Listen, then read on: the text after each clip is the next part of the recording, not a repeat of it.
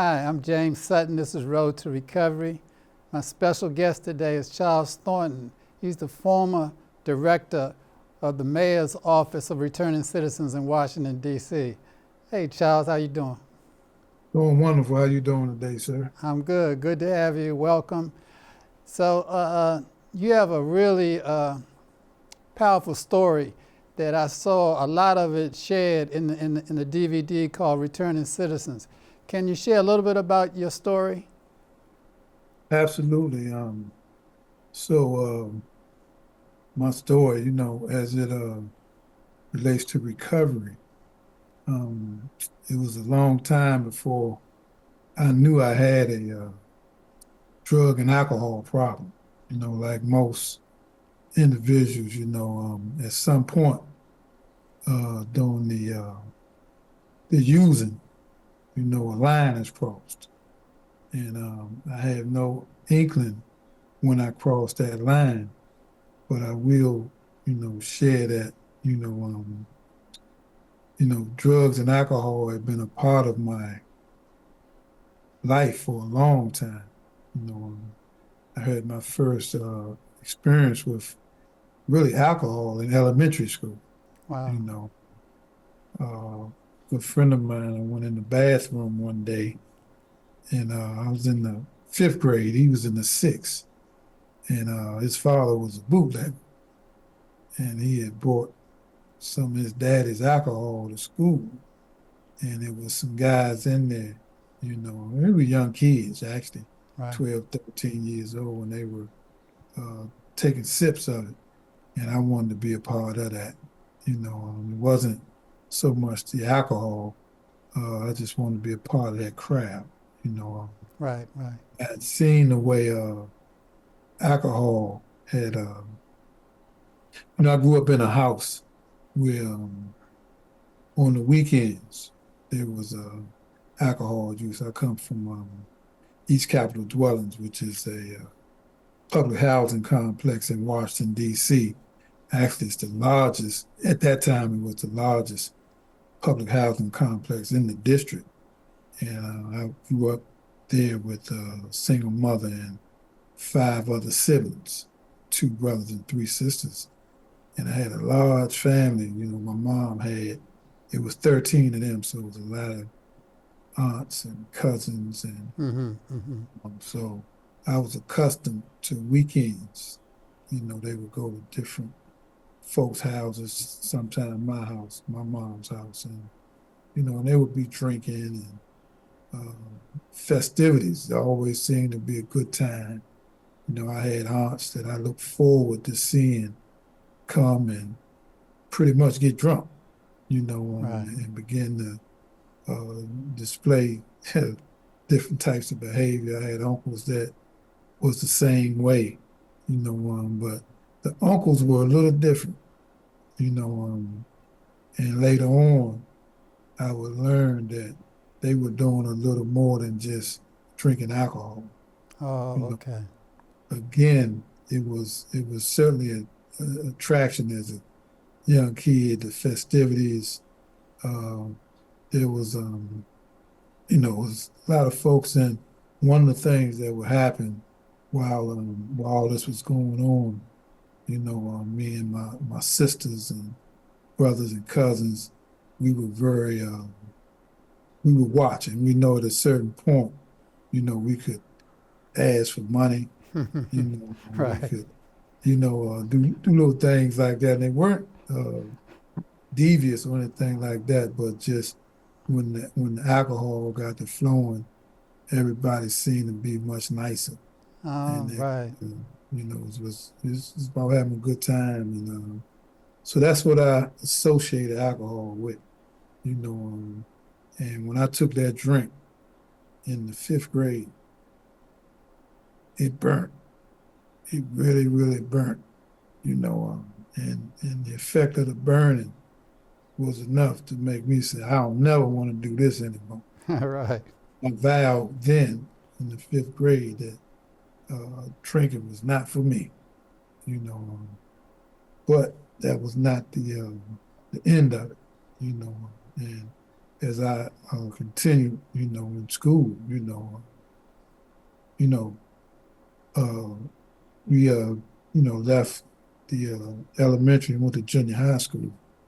And during my junior high school days, um, marijuana was very prevalent in the Okay. district, in my school, Right. in my neighborhood, it was, I guess, this was in the 70s. And, there was you know, there was, it was a time for me that, you know, um, folks were partying, drinking, smoking marijuana. And, I wasn't really introduced to a whole lot of other drugs at 13, 14 years old, but I really began to, you know, indulge in marijuana use, and as the marijuana use grew, so did the alcohol.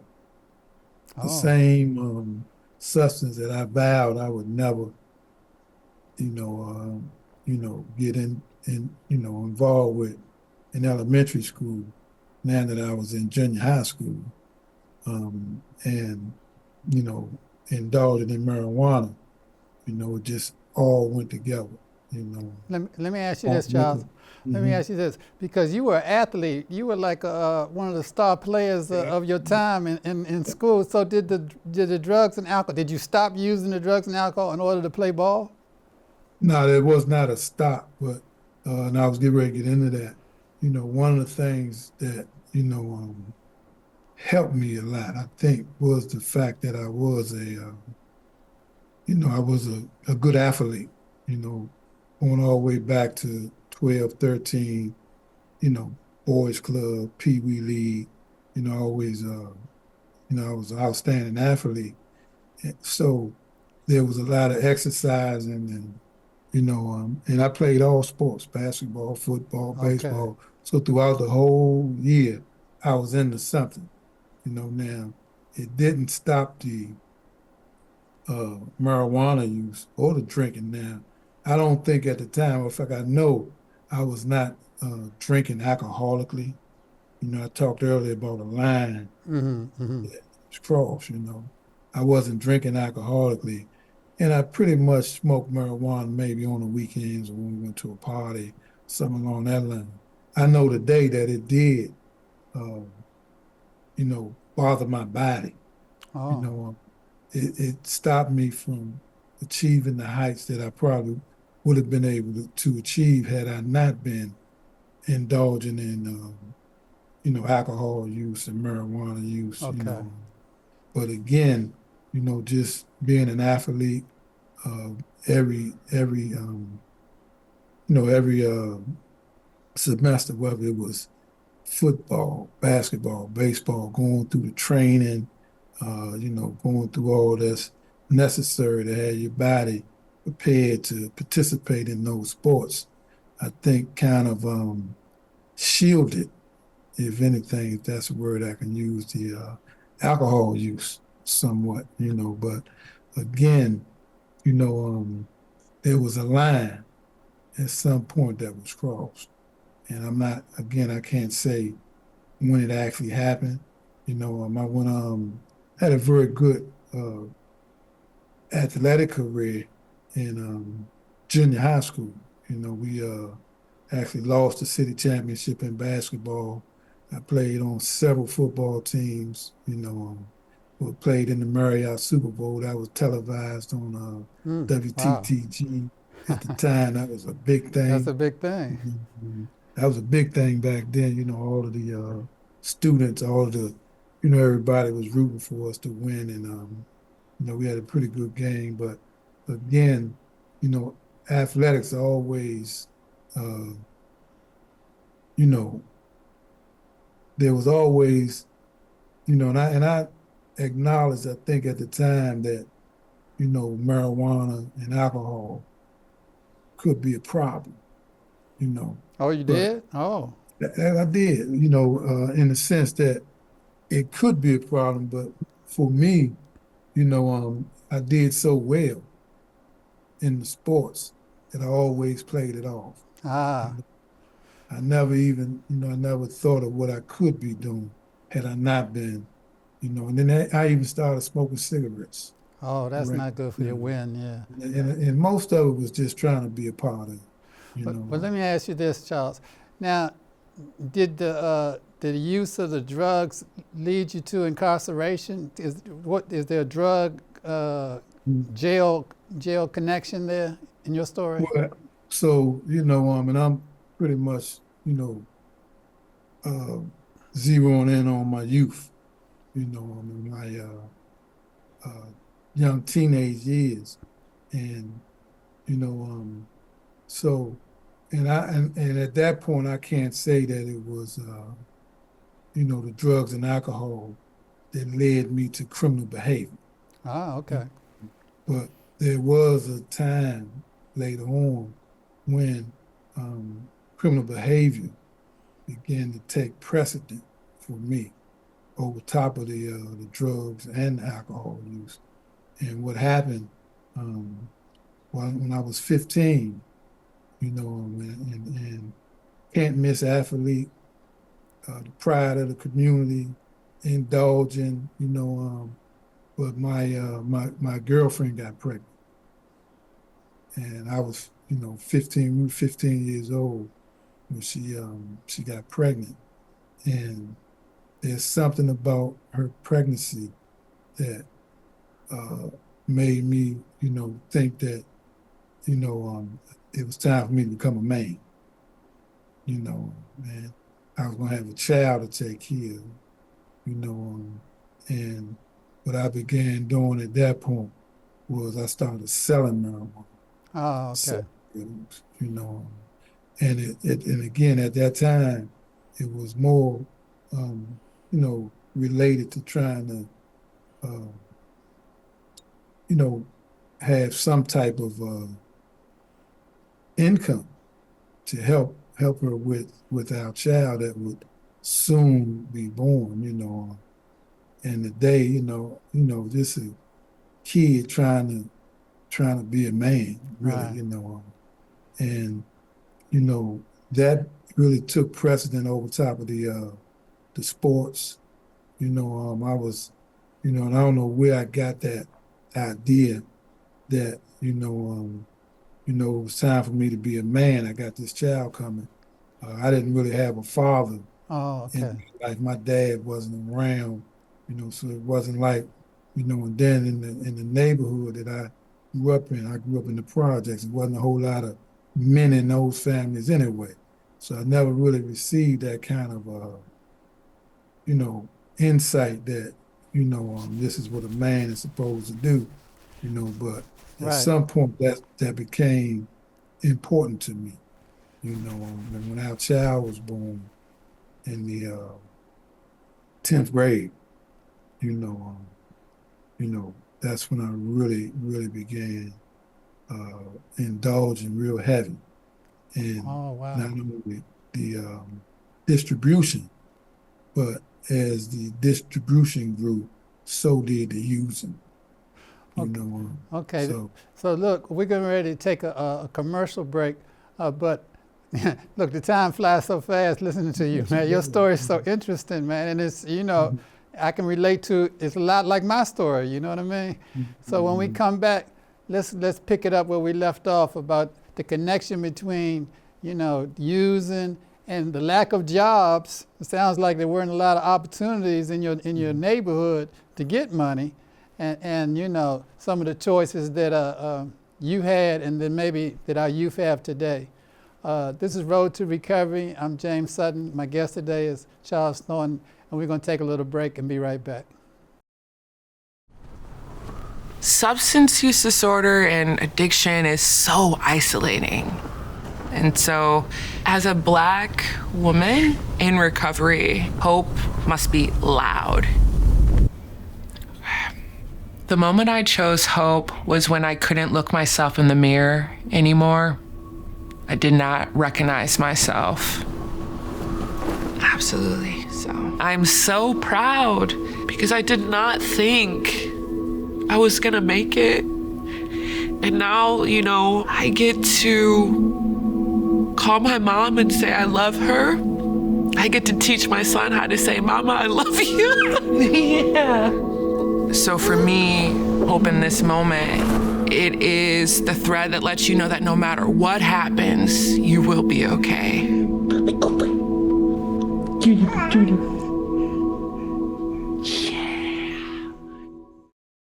This is James Sutton. We're back with Charles Thornton. So, Charles, we were just talking about your transition. You were saying that, because your present wife was pregnant and you're going to have a child, you ended up starting to distribute weed. And you want to pick it up from there?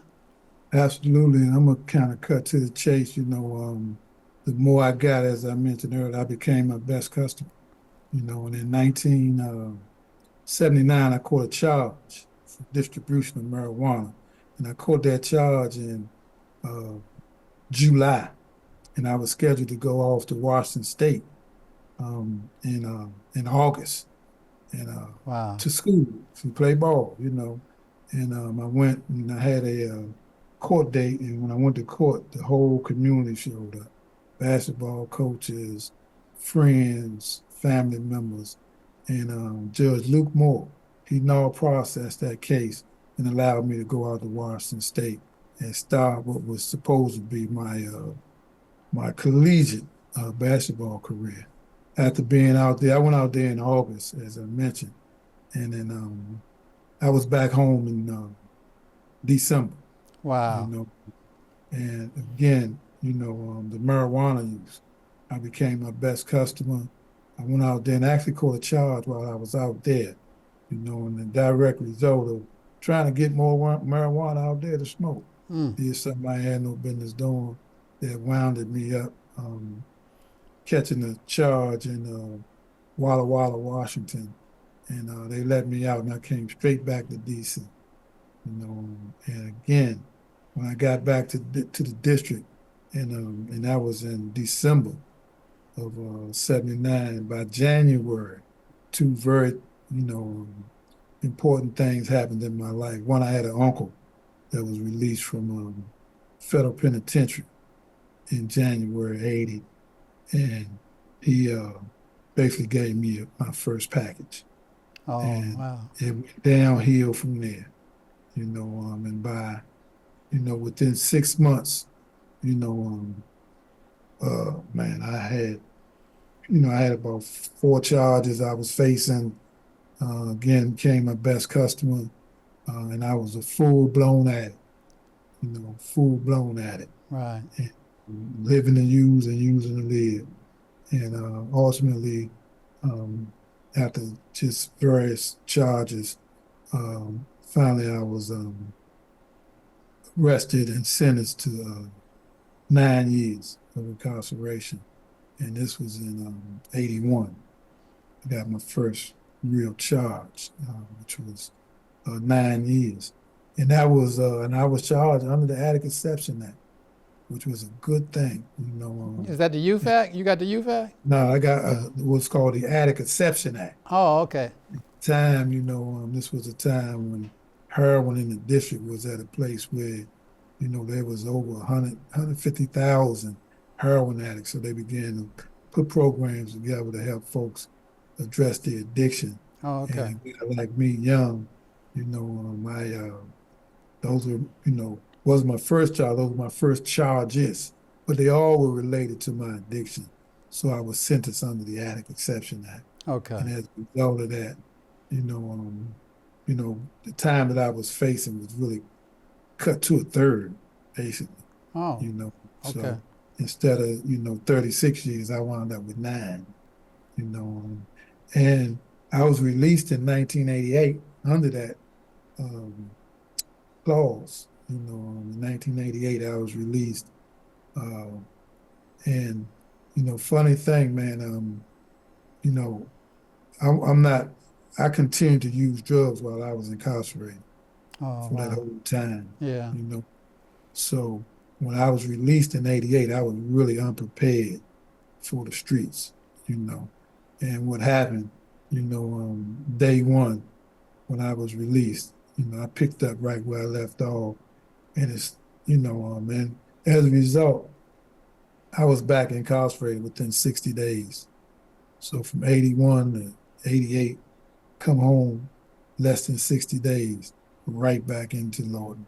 And Lawton was at the time, it was the institution for DC residents. So I went back to Lawton. I got what's called a 2-year hit.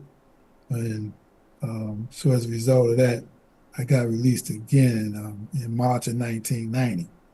And this time, I really had made my mind up. I was 29 years old, and I made my mind up that was it. As a matter of fact, for that 2 years that I was in, this time I did not use. Okay. Did not use drugs. I got into, Islam. Okay. Became a Muslim. I made all of these oaths to myself. So when I came home in March of 1990, you would think, that, I was prepared to deal with what I know today was my addiction. At the time, it was what we call untreated addiction. Right, I had right. 2 years of untreated addiction. I wasn't using. You were I was abstinent. Yeah, you were not abstinent. using. Right. But I was not getting no kind of treatment whatsoever. So, and it's funny, when I was on my way to be released in March of 1990, taking the bus up from Lawton up to our local jail R&D, where you be released from, there was something inside of me that knew I was going to use.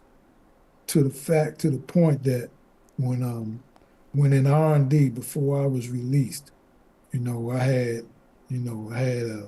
what's called a kufi. Yeah, yeah. It's The Muslim hat. headgear. Yeah, yeah. Mm-hmm. So I had the kufi, prayer rug, the Quran. I had all these things, but I knew inside that I was not going to go out and practice the life of a Muslim, to the point that I left all that in the jail cell. Well, what saved you? What saved you? How come you didn't? How did you get here? What saved you? Well, so that's where I'm going at. So I left all of that in the cell. By June of 1990, I found myself right back where I was at, tore up from the frame one more time, and it was that kid that we had when I was in the 10th grade. She was now 13 years old. And I found myself right back on the same corner, red light district, East Capitol dwelling, 58 in East Capitol, on that same wall, doing the same crap that had got me to the institutions from in the first place. Right, right. And I looked up, and I seen my daughter. Looked up the hill, and I had what some folks call a moment of clarity. My daughter was looking at me, and now she was 13 years old. And she used to come to see me. I would call her, and I told her all of the changes I was going to make in my life this time. Right, right. When you were locked up, right. Locked up. And now I hadn't even been out 3 months. This was March to June. And she looking down at me from up on the hill, and I'm looking up at her. And it hit a place in me that never been touched. And I surrendered right there. I couldn't take it anymore. I looked at her, she looked away and continued to play with the kids that she was playing with. And that next day, I went down to Green Court to see my parole officer so that I could go back to Lawton. I didn't think I could make it in the streets. And he suggested that I go to DC General Detox. And that's when it all came together for me. Wow, man, I got chills just listening to your story. So let's talk about how you got to be the director of the mayor's office of returning citizens. Mm-hmm. So that was, and it was all a process. One of the things when I went to DC General Detox, and I began to address my addiction. It just, everything just kind of fell in place in the sense that, one of the things that I wanted to do was help people. Oh, okay. And uh, while in recovery, I got in what's called service in the same institution that I left in 1990. Now in 1991, I began to bring meetings there. Ah, So I was bringing meetings there. I was actually doing some GED work for folks there, and it gave me an opportunity to really get involved in criminal justice. And you mentioned something earlier, being a peer. At that time, peers wasn't respected to the point that, folks in corrections were open to allowing individuals who had criminal backgrounds to get involved in their programs. oh, right. It was always looked at as a barrier. And but for me, I had a volunteer badge to get into the Lawton Reformatory. I parlayed that into volunteering over at the DC jail. Mm-hmm. I began taking meetings there, got involved in a whole lot of reentry, the reentry process at the DC jail, and just became one that really, looked at, how, I could make a difference in other people's lives, especially people that were coming home from prison who may have been suffering with addiction, who were looking to get into recovery, Right. and how I could kind of guide some of those folks based on some of the relationships I have built. Right. So, Thank you. and that, what? Oh, excuse me. I was going to say, we only got a couple of minutes left, right? So I want you to explain what's your position now and what do you do? Mhm. So now I'm on my third appointment from mayors in the District of Columbia. I was first appointed by Mayor Fenty, and that appointment I was on the Commission of Reentry. In 2011 I was appointed the Director of the Office of Return and Citizen Affairs by Mayor Gray. Now, part of my advocacy created the office. Wow. With no idea that one day I would be asked to lead that office, and now as a part of the Office on Return and Citizen Affairs, one of the Corrections Information Council, which is a legislatively mandated agency that goes in and does inspections of institutions wherever DC residents are at. It was created out of the 1997 Revitalization Act. That's the act that allowed DC convicted folks who were convicted of felonies to serve their time in the Federal Bureau of Prison. DC doesn't have a prison. So part of that legislation created an agency that would go monitor how, the roles of the individuals that was in those institutions. So what I do now is inspections. I go all around the country and I do inspections for DC residents, no matter where they at. Oh, wow. Okay. So we're about at the end, man. We could talk for 2 days on your story, but I'm going to suggest that, people can go on YouTube and see the trailer. Can they see the whole? That's just on Netflix, YouTube. Oh, okay. Okay. Returning Citizen. Right. The documentary talking about is Returning Citizens. And that probably was one of the first documentaries that were around reentry and was set up for men and women returning, from incarceration. So I definitely suggest you take a look at that. Right. And in closing, I'm going to say, when I show it at the Montgomery County Correctional Center, the inmates love it, man, because it's kind of up to date. A lot of the videos that we show in treatment are old, and this one is really, it shows our time that we're living in now, right? So again, thank you so much. I wish we had more time. We'll have you back. That's what we got to do. Have part 2, right? So my guest today has been Charles Thornton.